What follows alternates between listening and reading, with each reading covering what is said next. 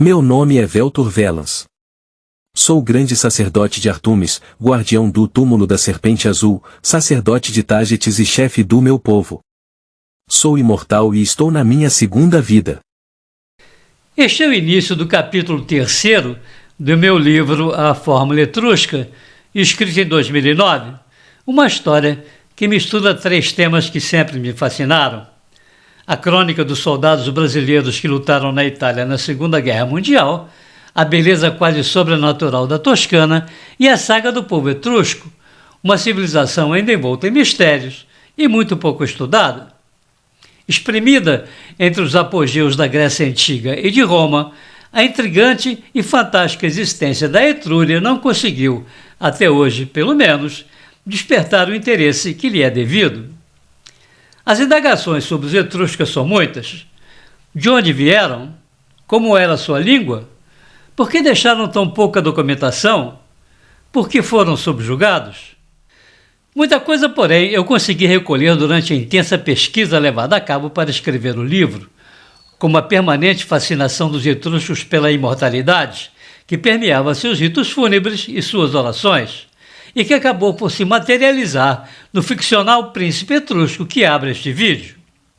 Um pouco do resultado dessa pesquisa é que eu pretendo mostrar no vídeo de hoje. Se você gosta desse vídeo e gosta desse canal, por favor, inscreva-se se ainda não fez, divulgue entre os amigos, compartilhe, comente, dê o seu gostei ou não gostei. Dizem que isso é muito importante, o fato de você apertar o like, para que o canal ganhe mais visibilidade no YouTube e nós possamos, este ano de 2025, conseguir aumentar a audiência do canal. Muito obrigado.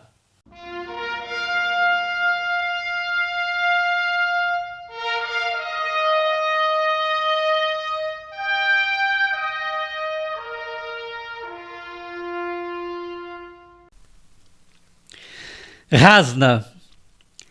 No ainda pouco desvendado alfabeto etrusco, assim é que este povo se chamava no alvorecer do século VIII a.C.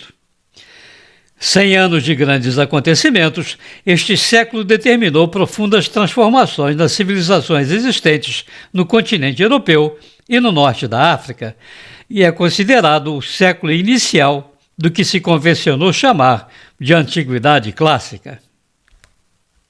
No Egito, o período marcou a chegada ao poder da 25ª dinastia, uma linhagem proveniente do reino de Kush, onde hoje fica o Sudão.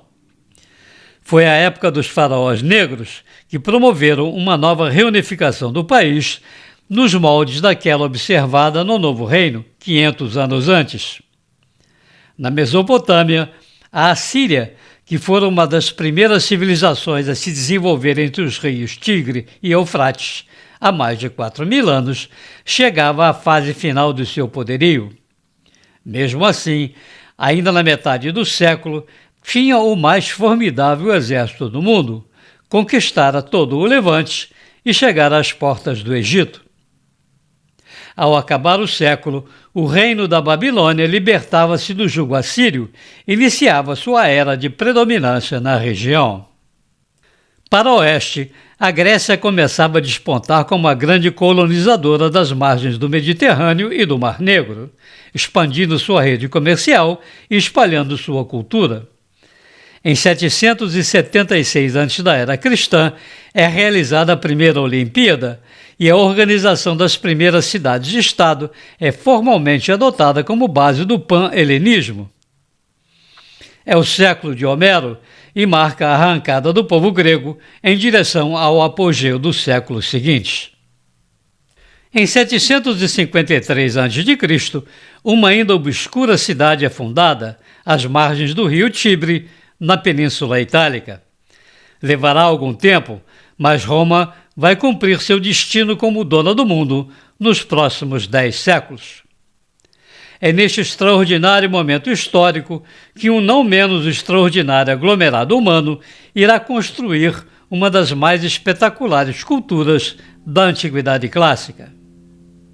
Por terem deixado escassas informações sobre sua origem, a definição de onde teriam surgido os etruscos sempre foi motivo de debate entre os pesquisadores da história antiga. Uma corrente, dado que o idioma etrusco não está relacionado a outras línguas indo-europeias, defende a hipótese de terem eles migrado da Anatólia, na atual Turquia, para a Península Italiana.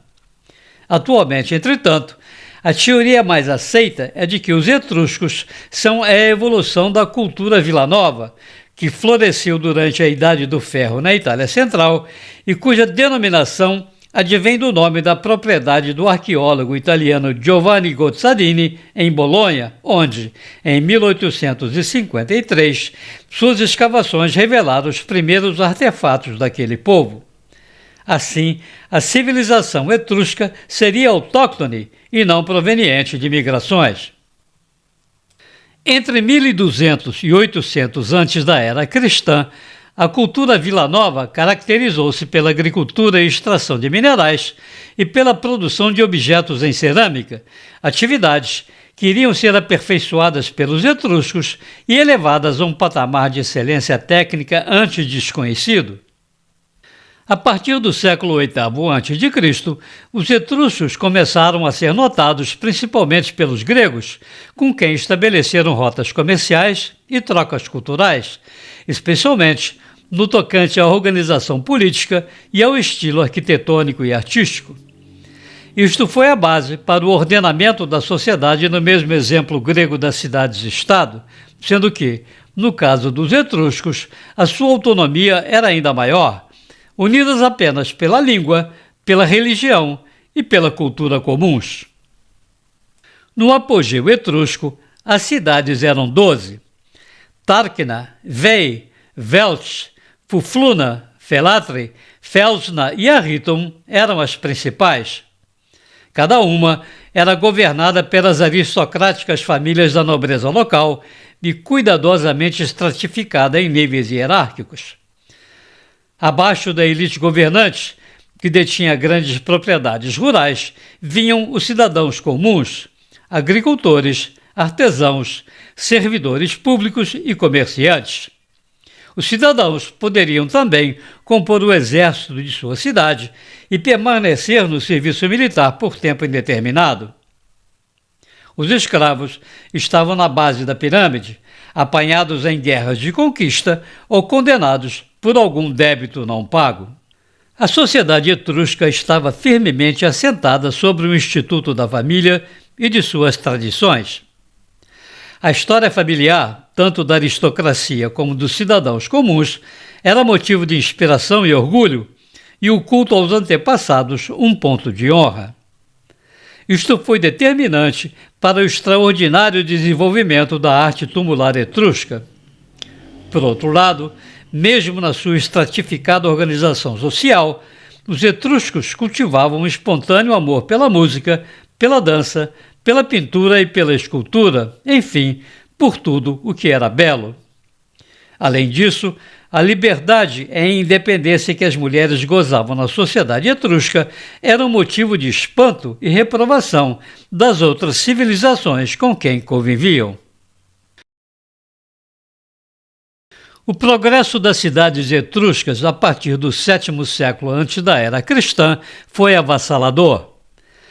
Exímios comerciantes e navegadores passaram a dominar as vias comerciais em todo o Mediterrâneo, especialmente com os gregos, os fenícios, os cartagineses e os egípcios. Seu avançado conhecimento da metalurgia e a qualidade de seus ourives transformaram os etruscos no principal fornecedor de objetos e metais preciosos da época, conferindo-lhes uma decisiva vantagem nas transações comerciais e carreando uma enorme riqueza para suas cidades.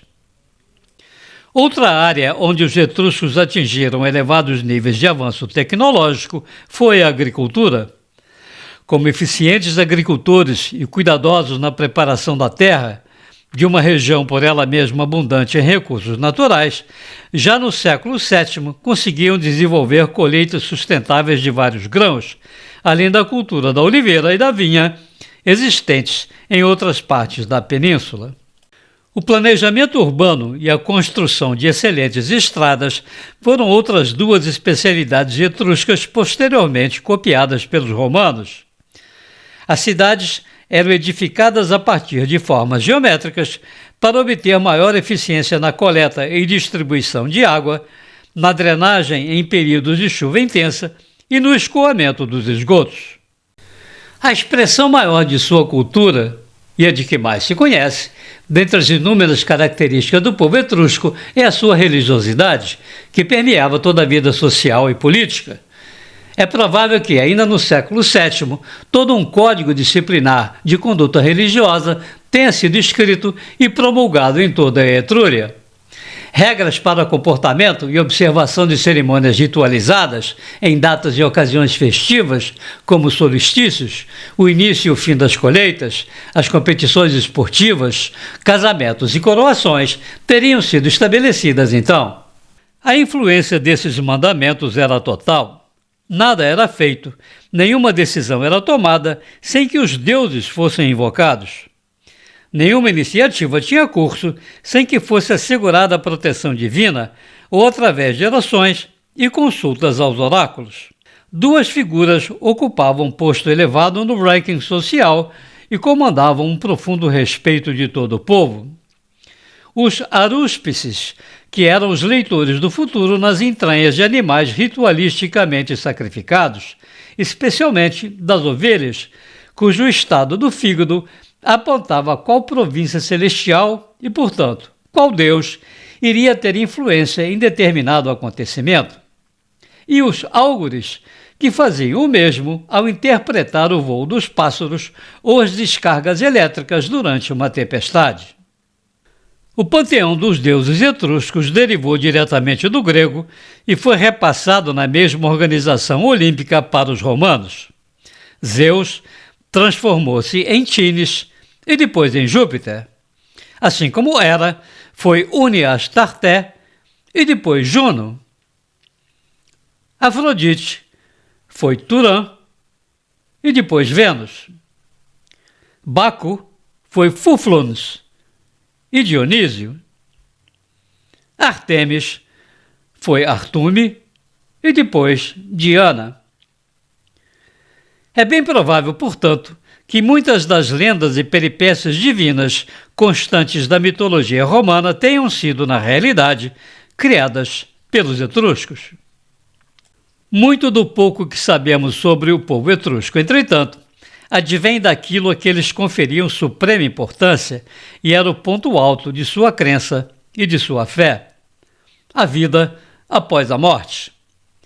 O cuidado na preparação dos funerais, a correta disposição das câmaras tumulares, os motivos e as cores das pinturas em suas paredes, a colocação de ânforas e vasos de cerâmica negra, o cultuado buqueiro negro, e de estatuetas votivas em terracota nas suas câmaras mortuárias, demonstram a firme crença dos etruscos na necessidade de proporcionar aos que morriam o conforto na eternidade. Talvez essa fascinação com os ritos fúnebres procurasse mitigar o maior anseio dos etruscos: a imortalidade. Em seu apogeu, entre os séculos VII e V antes da era cristã, a Etrúria, ou seja, a Confederação Etrusca das Cidades-Estado, compreendia uma área que ia do Adriático a leste, a Gália ao norte e a região de Campanha no sul. A partir do século IV, a expansão romana começou a causar seus efeitos. Ninguém sabe definir ao certo o que causou a rápida absorção por Roma de uma cultura tão vibrante. Especula-se que, nos anos 300 a.C. em diante, uma série de dissensões entre as cidades-estado tem enfraquecido a união entre elas, do que se aproveitaram os romanos. Novamente, dividir para conquistar. À medida que Roma aumentava seu poderio, a Etrúria deixou de existir. O problema é que, ao contrário dos egípcios, dos gregos e dos romanos, que deixaram uma vasta documentação e uma alentada produção literária, os etruscos deixaram quase nada. As fontes originais sobre eles vêm quase que exclusivamente de inscrições em sua magnífica arte tumular, de assentamentos comerciais e gravações votivas em pedra ou em tábuas de ouro. O resto nos é informado pelas civilizações com quem eles conviveram, cujos relatos são imprecisos, de pouca confiabilidade ou até tendenciosamente falseados. No seu processo de absorção da civilização etrusca, os romanos praticamente obliteraram sua história, apropriando-se de todo e qualquer vestígio de sua importância e de suas conquistas. O pouco que resta sobrevive na Toscana de hoje. Muitas das cidades toscanas devem seus nomes aos etruscos. Tarquina é hoje Tarquínia. Caere é Cerveteri. Fufluna é Populônia. Arritum é Arezzo. No mais, é como se um grande manto de esquecimento tenha coberto tudo. Novas pesquisas e escavações têm procurado jogar um pouco mais de luz sobre esta extraordinária civilização, sobre os séculos de sua intensa e fulgurante passagem pela história e desvendar o grande mistério que ainda envolve os etruscos. Espero que tenham gostado deste vídeo. Muito obrigado, um abraço e até a próxima!